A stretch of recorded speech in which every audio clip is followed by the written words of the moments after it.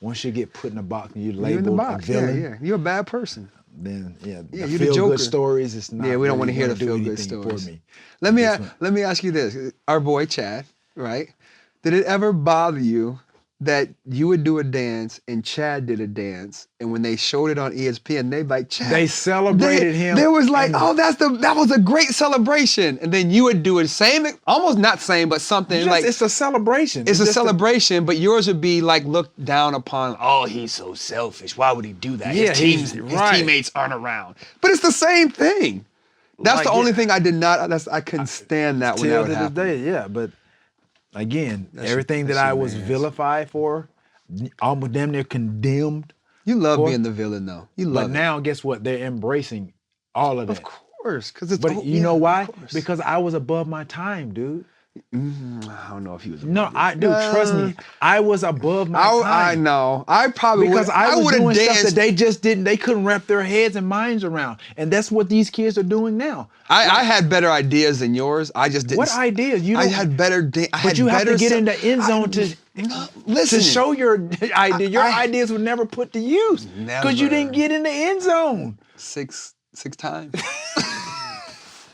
I damn near got that in one game. I know, it hurts. Oh, it hurts. It hurts. I know. But I had a good idea during the week, and then I didn't. Had we really known each other? I would have sent them over. You should have just said, "Hey, I do it all for you."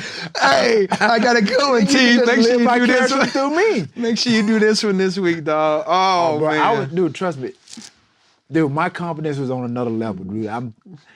You've heard guys like being in the zone or, you having that swag, and a lot of players play with that. Like, bro, that was a point in time, like, bro, I had that swag that I honestly felt like there was not anything that I could do. Nobody can stop me no matter what. Mm-hmm.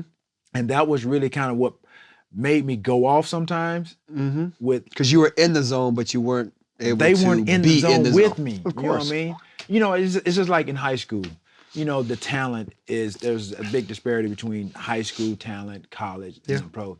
So, in high school, you have a couple of talented players, and with that one player, that guy is probably like a dual, two or three sport athlete, he can ball. So you're going to get that player the ball regardless, in order your team to have a better chance to win. Yeah. That's how I was when I played in the pros. In high school and college, you weren't I never felt that way. Right. But when I was in the pros, I understood. So that's why I was like, I used to go off because I'm like, yo, sometimes game plans need to just go out the window. Give the ball to your better. Put it to 20. Give it to 23 and let him go get right, exactly. Yeah. That's how I was. Have you been overseas? Do you go overseas, like Europe, Asia? Yeah. Do they? I've had people. They know you, but do they love you over there? No, because football is really I know we don't translate. Sport. Yeah, we don't translate over there. So that was a bad whatever you just did. No, I was asked. I really wanted to know that question. But yeah, I've been places where honestly, I wouldn't have thought that people recognized or knew who I was. And then they did. Yeah, like I think where was I at? Some airport.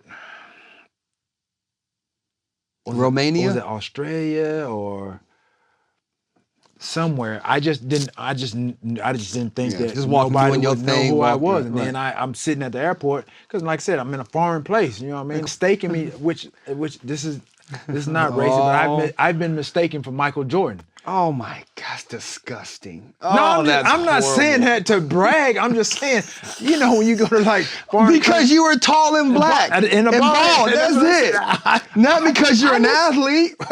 So what was wrong with my statement? I just said I was mistaken for Michael Jordan. I don't even want to hear you say that. I don't want to hear you. But no, dude, that just does something for somebody's comfort. They never saw me play or anything. But to me, I'm like, man, they must really think I'm great. That's how I saw it. They thought he was great, not you. Right, but big difference. True, but they put me in kind of in that category. No. But dog, let's go back to you put me right here, though. Like I'm just saying, okay, let's go back to the zone. Right? These are basketball players on that's Kobe and just say these are like LeBron and Shaq, and that's toward the top. And then you have some guys, like right there. Right, your Hardens and they kind of like right there. And the same thing with like football. This is football. Okay, Walter Payton, Barry Sanders, Barry Deion Sanders. Yep. Jerry Right. Rice, all Lawrence these. Taylor. Yeah. So Already. I'm like right in here too, somewhere, in there. I'm like right there.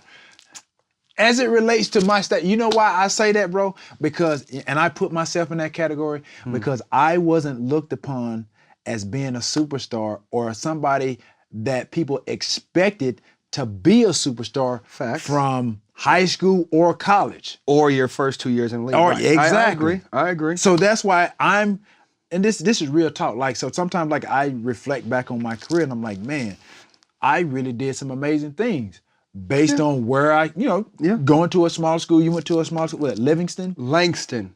Same thing. Livingston. It's the same. Not the same.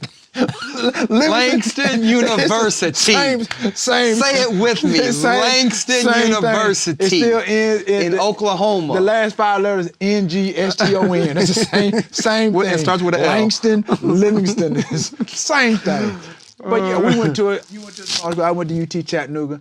So again, when I think about the players that I played with from college and then even in the pros and where I was, as you said, my first probably like 3-4 years, nobody expected the end result. Yeah. Absolutely. I agree. And so again, for me, honestly, it's an honor to be even spoken in the same breath as like some of the all-time greats and the best that ever played the game. And when you say best that ever played the game, like I said, I kind of exclude myself when I hear that, but then you hear people that say some of the players that play the best to play the game. Yeah.